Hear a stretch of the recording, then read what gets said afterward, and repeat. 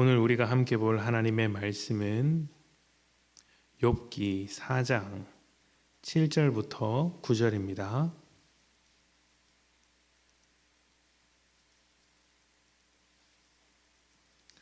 욥기 4장 7절부터 9절까지의 말씀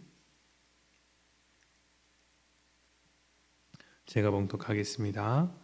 생각하여 보라. 죄 없이 망한 자가 누구인가? 정직한 자의 끊어짐이 어디 있는가? 내가 보건대 악을 밭갈고 독을 뿌리는 자는 그대로 거두나니 다 하나님의 입 가운데 멸망하고 그의 콧김에 사라지느니라. 아멘. 욥이 고통당하고 있을 때 세 명의 친구들 엘리바스와 빌닷과 소발이 찾아왔습니다. 이들은 욥의 소식을 듣고 위로하러 온 것이었습니다.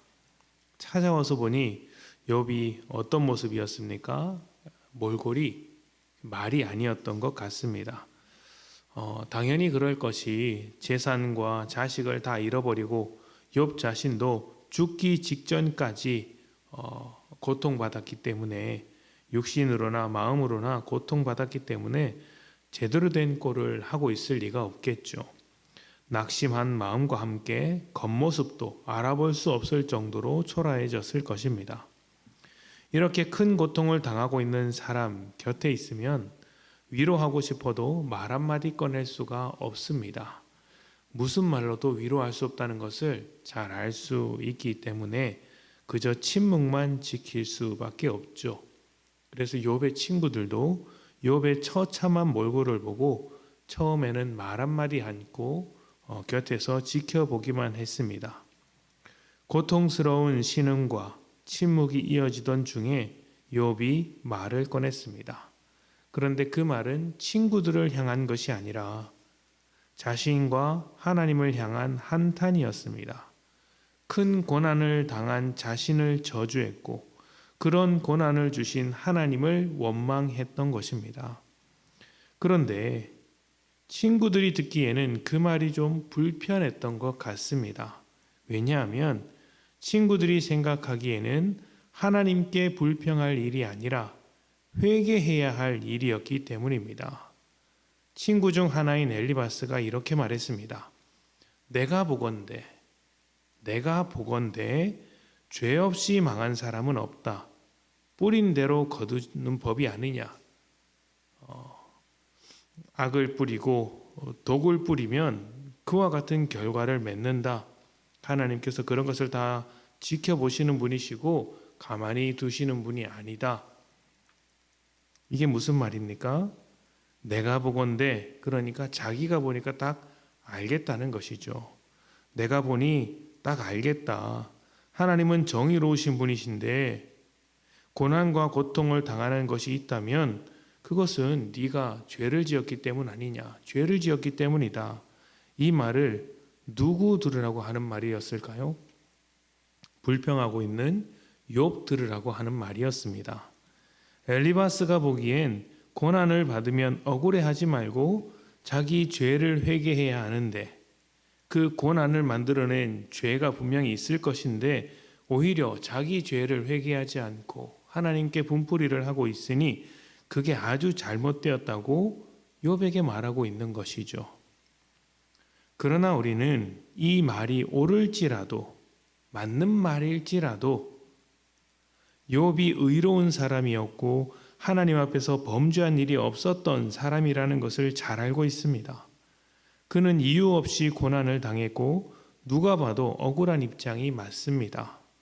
그래서 엘리바스의 말이 일반적으로는 맞을지 몰라도 또 상식적일지 몰라도 사실은 틀린 말인 것이죠. 엘리바스는 욥의 삶을 이해하지 않았고 지금 당하고 있는 일만 보고서 판단했습니다. 그리고 자신의 상식에 따라서 판단하고 지적한 것입니다. 나름대로는 욥을 위해서 하는 말이라고 할 수 있지만 사실은 내가 보건대 이 말을 통해서 알 수 있겠죠. 자신의 의로움을 나타내려는 말에 불과합니다. 성경에서 가장 중요하게 여기는 가치는 사랑입니다. 그런데 이 사랑의 뿌리가 되는 것이 무엇인지 아십니까? 긍휼하게 생각하는 것입니다. 불쌍하게 생각하는 것이죠. 그런데 우리는 불쌍하게 생각하기보다 잘잘못을 따지는 데 익숙합니다. 가만히 생각해 보십시오. 하나님께서 우리의 잘잘못을 먼저 따졌다면 과연 우리는 어떻게 되었겠습니까? 우리는 모두 죄인입니다. 스스로 의롭다고 말하는 사람도 하나님 앞에서 죄인일 수밖에 없습니다. 그렇다면 하나님께서 잘잘못을 따지신다면 우리는 우리의 죄로 인해 죽어야 하지 않겠습니까? 하나님은 우리를 불쌍히 여기셔서 독생자 예수를 보내셨고 우리를 대신하여 죽게 하셨습니다. 우리를 긍휼히 보셨기 때문이지요. 하나님은 우리의 시작과 의도를 아십니까? 아십니다. 열심히 살아보려고 하는데도 잘 안 되는 인생이라는 것을 알고 계십니다. 의도치 않게 잘못된 길을 걷는 것도 아십니다. 아무 이유 없이 고통을 당하시는 것도 아십니다. 이 모든 것을 아시기 때문에 불쌍히 여겨주시는 것이고 불쌍한 우리를 구원하기 위하여 우리와 같이 되어 주셨습니다. 엘리바스는 하나님의 뜻대로 살지 못했다는 이유로 욥을 비난하지만 지금 엘리바스 자신도 긍휼이라는 하나님의 마음을 전혀 알고 있지 못한 것이죠. 누군가를 볼 때 원인을 찾아서 비난하지 마십시오. 잘잘못을 따지지 말아야 한다는 말을 드리는 것은 아닙니다. 잘잘못을 따지기 전에 긍휼한 마음이 먼저 있어야 한다는 것입니다.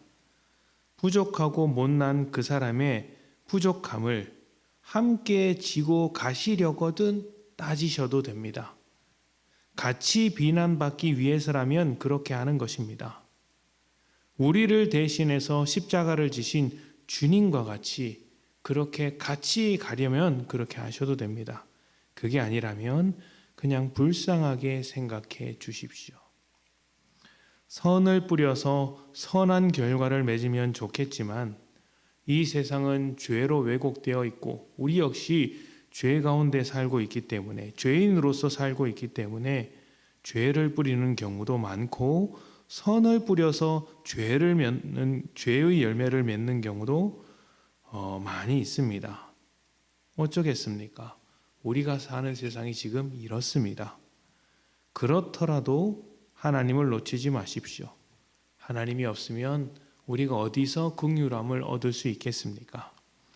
우리 모두 하나님의 긍휼하심을 따라서 서로를 긍휼하게 여기는 귀한 교회, 복된 인생들이 되시기를 축복합니다. 함께 기도하겠습니다.